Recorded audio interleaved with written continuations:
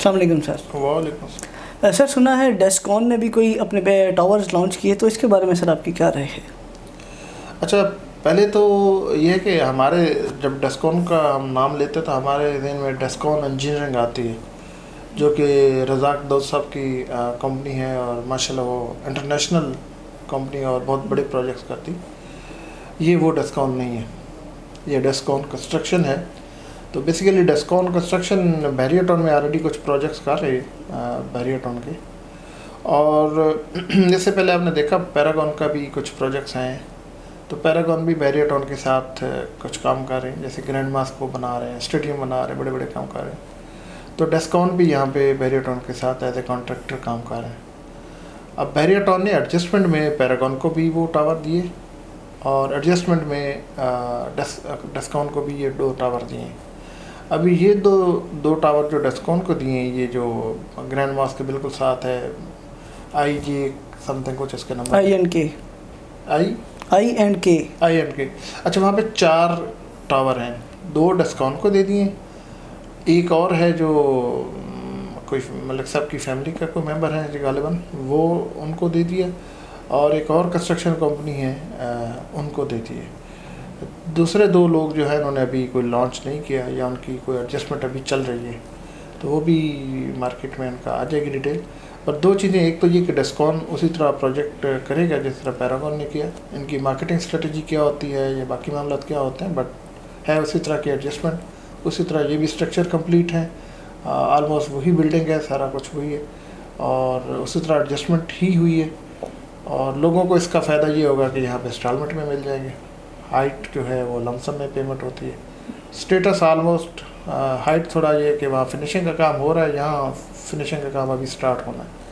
तो बाकी ये देखते हैं कि आगे जो न्यूज़ आती हैं कैसे लेके चलते हैं या क्या स्ट्रेटेजी है, वो आप सर फर्दर शेयर करें। सर इसी तरह जब पैरागॉन लॉन्च हुआ है तो उसकी प्राइसेस में बहुत ज़्यादा इंक्रीज़ आया है, मतलब जो ओन इस पे चल रहा है, तो क्या आया इस पर भी आप यही देख रहे हैं? देखिए, इस वक्त वैसे तो मार्केट का जो ट्रेंड है वो ये है कि कोई भी प्रोजेक्ट लॉन्च होता है तो उसकी डिमांड अच्छी है, क्योंकि लोग इस वक्त बैरियर टाउन की तरफ मूव कर रहे हैं, यहाँ बाय कर रहे हैं। उनको जब एक बनी बनाई बिल्डिंग नज़र आती है और उसके साथ जुड़ा एक बड़ा नाम नज़र आता है, फिर उसमें इजी पेमेंट शेड्यूल नज़र आता है, तो लोगों के लिए एक बहुत बड़ी अट्रैक्शन है। देखिए, मार्केट में इस वक्त जो प्राइवेट प्रोजेक्ट्स और भी काफ़ी सारे लॉन्च हुए, तो उनमें भी 2 बेड की हम बात करते हैं जो 900 स्क्वायर फीट से लेके 1100 स्क्वायर फीट तक मैक्सिमम जाता है। तो उसकी प्राइस भी जो है ना 90 लाख से, मतलब 80 लाख से लेके कोई 100,000 तक, 100 लाख तक जा रही है, मतलब 80 लाख से 1 करोड़ 1.25 करोड़ तक 2 बेड की जाती है। और उनमें ये है कि वो अभी या तो शुरू होने जा रहे हैं या शुरू हुए हैं, कोई 2 साल का प्रोजेक्ट है, कोई 4 का है, कोई 6 का है। और उनमें मोस्टली बड़े प्रोजेक्ट्स हैं, जो कोई 25 स्टोरी बिल्डिंग है, कोई 30 स्टोरी बिल्डिंग है, मतलब 4-5 साल का वो टेन्योर है। ये लिबर्टी कमर्शियल में भी कुछ है, लेकिन वो भी 2-3 साल का कम से कम प्रोजेक्ट है और अभी वो बनने हैं। तो लोगों के लिए डिसीजन लेना बहुत ईजी है कि एक स्ट्रक्चर बना हुआ है, एक बिल्डिंग बनी हुई है और उसके ऊपर आप इन्वेस्टमेंट करते हैं, तो डिसीजन लेना बेसिकली ईजी होता है। अब पैरागॉन की जो लॉन्चिंग हुई उसमें उन्होंने एक अच्छी स्ट्रेटजी है, लाइक उन्होंने मार्केटिंग बहुत अच्छी की। जब मार्केटिंग अच्छी की, लोगों को जो इनवाइट किया, लोगों का इंटरेस्ट डेवलप हुआ, तो उन्होंने जाके आके देखा यहाँ पे, तो वो प्रोडक्ट बिल्कुल यूनिक थी। इससे पहले जितनी लॉन्चिंग हुई, इवन बैरियर टाउन ने जब भी लॉन्चिंग की, तो वो पहले बुकिंग होती है, फिर वो वहाँ पे काम होता है, फिर बिल्डिंग बनती है, तो ये एक लंबा टेन्योर है काफ़ी।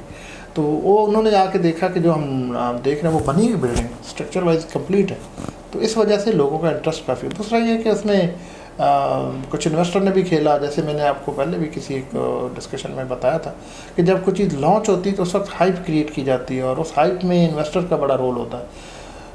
उस हाइप की वजह से ये रेट बढ़े हैं, मेरे ख्याल से कोई 91-2 लाख समथिंग जो चल रहे हैं, तो इसमें थोड़ी बहुत करेक्शन आएगी, लेकिन ये कि एक अच्छी प्रोडक्ट है और इसमें लोगों का इंटरेस्ट अच्छा है। सही।